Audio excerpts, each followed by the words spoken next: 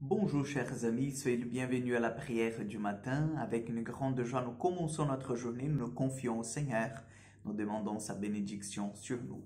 Au nom du Père, du Fils et du Saint-Esprit. Amen. Je vous salue Marie, pleine de grâce, le Seigneur est avec vous. Vous êtes bénie entre toutes les femmes, et Jésus, le fruit de vos entrailles, est béni. Sainte Marie, Mère de Dieu, priez pour nous pauvres pécheurs, maintenant et à l'heure de notre mort. Amen. Notre-Dame de Lourdes, priez pour nous. Chers frères et sœurs, aujourd'hui nous sommes dans la joie parce que nous fêtons le Sacré-Cœur de Jésus. Donc nous allons supplier au Seigneur qu'il nous accueille dans son cœur miséricordieux, dans son cœur d'amour pour chacun de nous, ce cœur qui est allé jusqu'au bout dans le don de soi.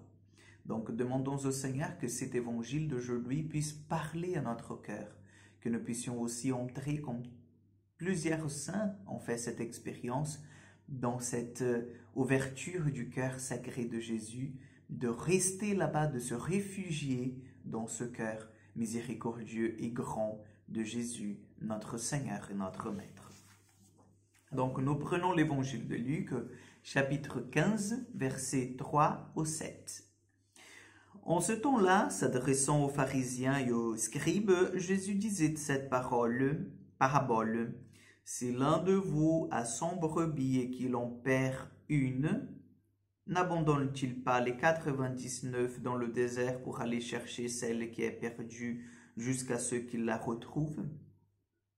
Quand il l'a renouvelée, il la prend sur ses épaules, tout joyeux, et de retour chez lui, il rassemble ses amis et ses voisins pour leur dire « Réjouissez-vous avec moi, car j'ai retrouvé ma brebis perdue, celle qui était égarée. Je vous le dis, c'est ainsi qu'il y aura de la joie dans le ciel pour un seul pécheur qui se convertit, plus que pour les 99 justes qui n'ont pas besoin de conversion. » Acclamons la parole de Dieu. Chers frères et sœurs, aujourd'hui nous voyons par cet évangile comment le cœur d'amour de notre Dieu, il fonctionne. Le Seigneur, il est tout à fait disponible à aller n'importe où pour nous chercher lorsque nous nous égarons. Et il le fait d'ailleurs. La solennité d'aujourd'hui, la solennité du Sacré-Cœur, vient vraiment nous exposer d'une façon pas seulement sentimentale, parce qu'il y a les gens qui disent « Ah oui, mais le Sacré-Cœur, c'est plutôt une dévotion pieuse liée à un sentimentalisme. » Non, non, non, non, non, non. Au contraire, lorsque l'Église met la solennité du Sacré-Cœur vraiment collée à la fête de la Pentecôte, don de l'Esprit Saint, elle veut nous montrer que c'est un cœur qui est complètement donné à chacun de nous et donné d'une façon concrète. Le Seigneur, en fait, a donné sa vie au sommet de la croix pour chacun de nous. Au plus haut de la croix était Jésus cloué. Et c'est tellement vrai que nous voyons que le soldat, il vient avec une lance, il transperce le côté de Jésus, il ouvre en fait son cœur, et de cette ouverture, nous voyons jaillir de l'eau et du sang.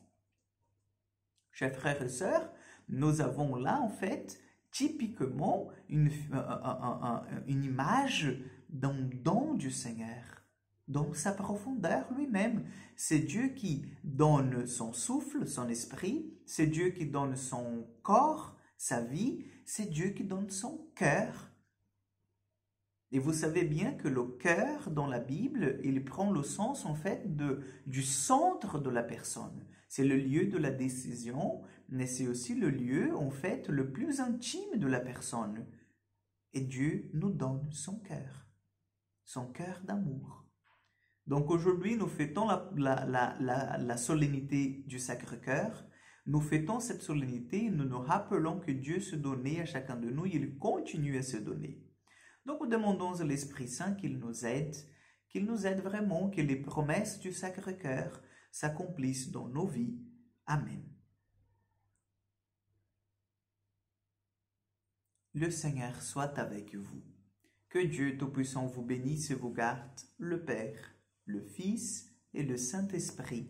Amen. Je vous souhaite une excellente journée, que Dieu vous accompagne, bonne solennité et à demain pour encore une prière du matin.